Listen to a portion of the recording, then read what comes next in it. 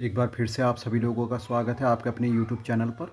जैसे एक सवाल मेरे पास ये आता है कि सर, किसी बच्चे को हमने धोखे से डिलीट कर दिया, तो उस बच्चे को हम कहाँ देख सकते हैं, या हमने कितने रजिस्ट्रेशन कर दिए, फ्रेश रजिस्ट्रेशन कितने हैं, किसी बच्चे को गलती से डिलीट कर दिया उसे रोल बैक कैसे करेंगे, तो ये ऑप्शन हमें कहाँ से मिलेगा।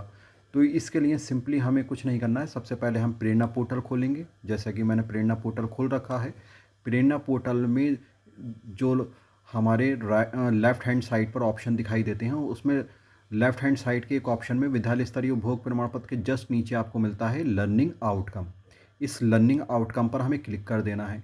जैसे ही हम क्लिक करते हैं तो बहुत सारे हमें डिब्बे बने हुए दिखाई देते हैं और 3 सत्र तक के हम इसमें जानकारी प्राप्त कर सकते हैं। तो जिस तरीके से 26-27 अभी इसमें कुछ बॉक्सेस कम दिखाई दे रहे हैं, क्योंकि अभी कुछ ऑप्शन खुलना शेष हैं, क्योंकि उसके ऊपर कार्य चल रहा है। पिछले सत्र में आप देख रहे हैं कि कितने 2025-26 में, जैसे आप स्टूडेंट रजिस्ट्रेशन एनालिटिक्स कितने आपने रजिस्ट्रेशन किए, टोटल स्टूडेंट वेरीफाई कितने किए, कितनों को ड्रॉप आउट किया, यहाँ से देख सकते हैं। ट्रांसफ़र के कितनों को किया। ट्रांसफ़र का मतलब ये होता है कि कितने बच्चों को आपने दूसरे विद्यालयों से इंपोर्ट, जैसे यूडाइस पर हम करते हैं ना, उसी तरीके से सरकारी से सरकारी में यदि बच्चा जाता है तो स्टूडेंट ट्रांसफ़र प्रोसेस में जाकर हम चेक कर सकते हैं कि कितने बच्चों को हमने ट्रांसफ़र के ज़रिए अपने विद्यालय में प्रवेश दिया है। स्टूडेंट ट्रांसफ़र एनालिटिक्स के माध्यम से हम संपूर्ण जानकारी हासिल कर सकते हैं कि कितने बच्चों को हमने ट्रांसफ़र किया है। यहाँ से हम ट्रांसफ़र कर सकते हैं। यहाँ से ट्रांसफ़र करेंगे, किस स्कूल में था, किस क्लास से हमें उसे अपने यहाँ इंपोर्ट करना है, तो वो यहाँ से। और हमें टोटल ये देखना है कि कितने बच्चों को हमने अब तक ट्रांसफ़र किया है, तो टोटल संख्या हमें यहाँ दिखाई देती है। जिस तरीके से आपको यहाँ दिखाई दे रही है, ये पिछले सत्र का मैं आपको दिखा रहा हूँ इसमें। इसी तरीके से यदि आपको ये देखना है कि कितने बच्चे आपके यहाँ डुप्लिकेट दिखाई दे रहे हैं या गलती से 2 बार चढ़ गया है, तो यहाँ से आप चेक कर सकते हैं। न्यू रजिस्ट्रेशन आपने कितने किया था 25-26 में, वो यहाँ से चेक हो जाएगा।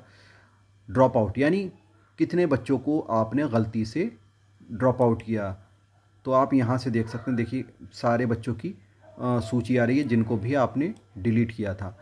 अगर आप देख रहे हैं कि इस सूची में कोई ऐसा बच्चा है जो गलती से डिलीट वाली सूची में आ रहा हो, जबकि वो डिलीट नहीं होने का था, वो आपके यहाँ पढ़ रहा है, तो आप सिंपली क्या करेंगे, उस बच्चे के नाम की सीट में आएंगे जैसे लिखा है रोल बैक स्टूडेंट, तो हम सिंपली इस पर क्लिक करेंगे। तो आपसे ये रीज़न पूछेगा कि क्यों आप वापस से इसे अपने यहाँ ऐड करना चाहते हैं। तो उसमें पहला रीज़न होता है कि विद्यालय में वापस आ जाना, गलती से डिलीट हो गया, तो इसमें से कोई सा भी रीज़न चुनकर और वही रीज़न आप यहाँ पर कमेंट में लिखकर, और जैसे ही स्टूडेंट रोल बैक प्रोसेस में क्लिक करेंगे तो वो बच्चा आपकी मेन लिस्ट में चला जाएगा और यहाँ से डिलीट वाली लिस्ट में से हट जाएगा।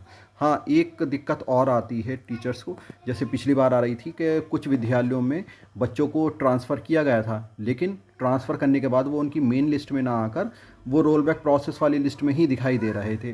तो इस समस्या के समाधान के लिए हमें क्या करना है, तो मैंने आपको पिछली वीडियो में भी बताया था कि आपको उस विद्यालय से संपर्क करना था जिस विद्यालय से आपने उसे रोल बैक अपने यहाँ ट्रांसफ़र किया था। उस विद्यालय से कहना है कि ट्रांसफ़र रिक्वेस्ट को अप्रूव करें, तभी वो बच्चा आपके यहाँ दिखाई देगा। अदरवाइज़ वो बच्चा मेन लिस्ट में ना आकर लर्निंग आउटकम में जाने के बाद रोल बैक प्रोसेस में ही आपको दिखाता रहेगा और वो आपकी मेन लिस्ट में नहीं आ पाता है। तो कुछ विद्यालयों की समस्या आई थी। तो आई होप आप सब लोगों को मेरी बात समझ में आई होगी। धन्यवाद।